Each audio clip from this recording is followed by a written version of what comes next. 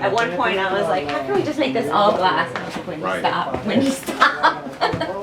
It is pretty, right? Hey y'all, back over at my new house that's under renovation.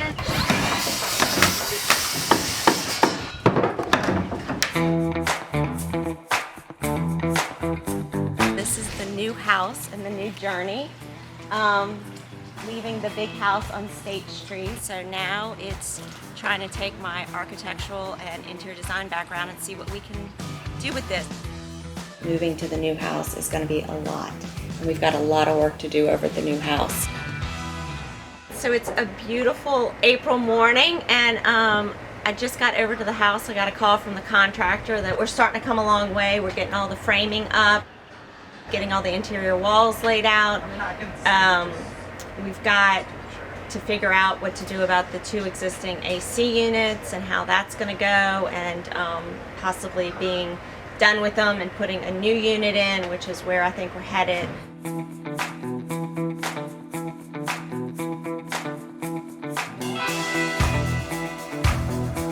Totally know that me asking for this to stay open is a thing, but I know there's also lots of framing that he needs. Other framing, so we are at the stage of the project where we are about 80% framed up on a wood structure.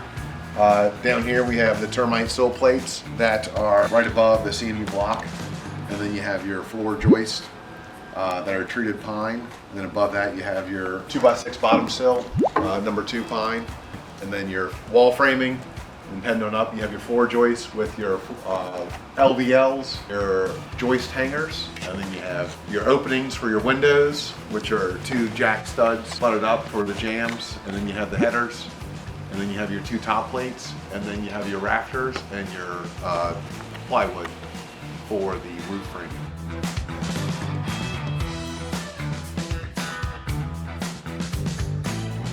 So in architecture school, we never actually learned how to do this framing. Everything stays, we're like just, I remember designing all this crazy curved stuff, and so you never actually go back to the basics like, oh, how do you frame a 2-story house? But it's so conceptual for the most part, at least the way I was taught it, that you never know, like, you don't learn framing. So fun fact, I don't know if you knew this, but back in the early 1900s, the architects were the contractors. So there was never a separation. So for bigger buildings like the Eiffel, I know the Eiffel Tower and the Empire State Building, I believe were the 2 where the architect was actually the contractor. But then when we get in this litigious world where everyone wants to point fingers, that's when the contractor was created, and that's when subcontractors were created, and that's when sub-tier subcontractors were created. Gotcha. To mitigate the risk. Now we just try to stay friends. Yeah, you try to stay friends. That's right. Do the best we can. And then I'm blaming on my subs, and then they blame on the vendors, and then it's always the architect's fault. It's always the architect's fault. There's always the contractor. It's always the contractor.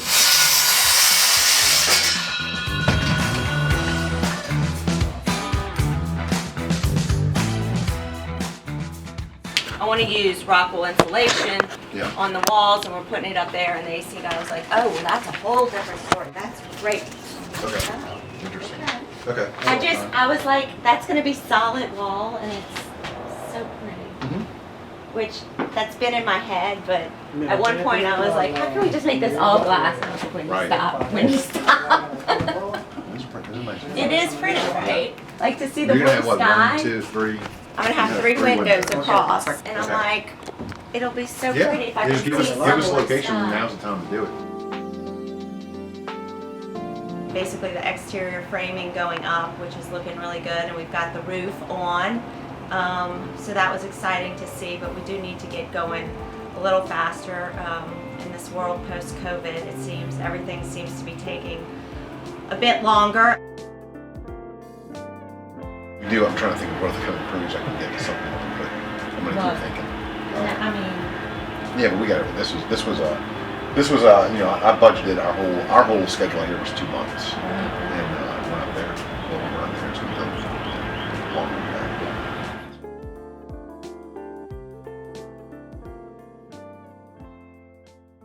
if we want, I had this wall changing to a 2x4, and I guess that's okay. I just need to make sure that it aligns you know, it aligns here. I think what he did was align here.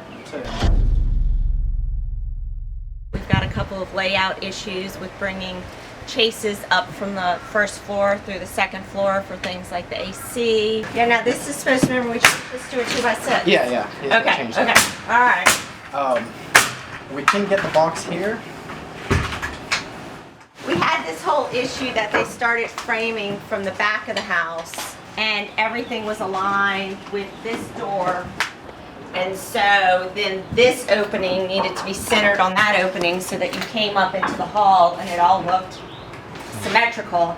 And we realized we were 3 inches off of the center, and so it didn't work.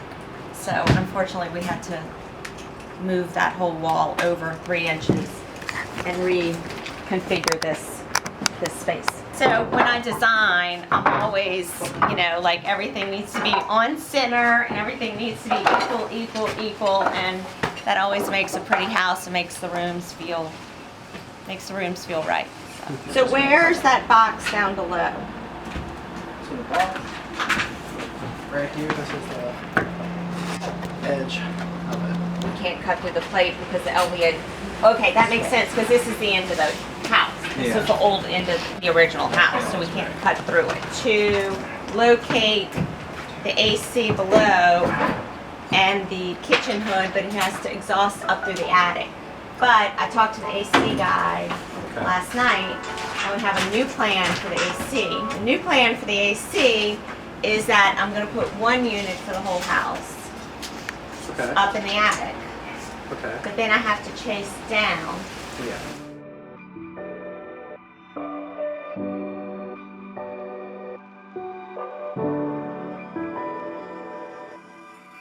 And I think I'm going to relocate the chase for where we're going to put the equipment. Okay, that's awesome. Yeah, because we can, Tom's here and then we can talk about how to run it. Perfect. Awesome. Thank you. He'll be here in 20 minutes. The people who are buying the house I currently live in, my mom's house, came over yesterday, and I know them, and they asked me to walk through the house with them to see if I thought certain things were possible, and then they were like, well, can you draw up the plans and be the architect on the house? So I'm going to go ahead and be their architect on the house I've been living in for all this time, awesome. Which is funny, which is awesome. But it's nice to be over here to be like, yeah, this is going to work. This is going to work. Everything's starting to move. I just got to be in by June 1st.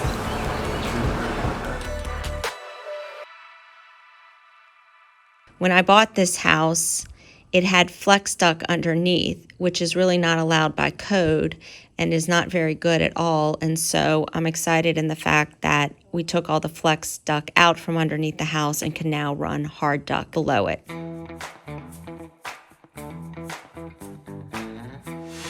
So this would be the main key. So you can't split it from here and come down multiple times from up here. You have to come down in one space. Now that I'm going with 1 unit, we had to figure out how to get the ductwork from the attic where the unit is going to be located down through some chases and into the first floor, and then run up underneath the house from there. So how much would that cost? Some crawfish. Some meat too. Do they have to be boiled? Or are you going to boil? Oh, no, I'll boil them. Oh, you boil. That's no problem. Okay. A good New Orleanian, huh? Oh, yes, ma'am.